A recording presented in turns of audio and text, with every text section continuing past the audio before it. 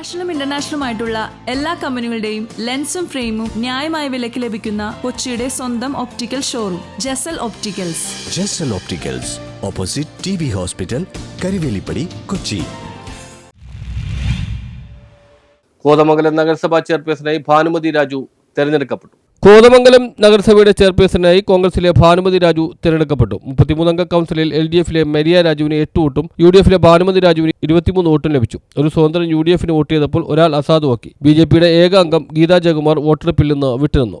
നിയമാനുസരണം നടപ്പാക്കിയ ഇന്ത്യൻ ഭരണഘടനയോട് യഥാർത്ഥമായ വിശ്വാസവും കൂറും പുലർത്തുമെന്നും ഭയാശങ്കയോ മമതയോ വാത്സല്യമോ വിദ്വേഷമോ കൂടാതെ ഞാൻ എന്റെ ഔദ്യോഗിക കർത്തവ്യങ്ങൾ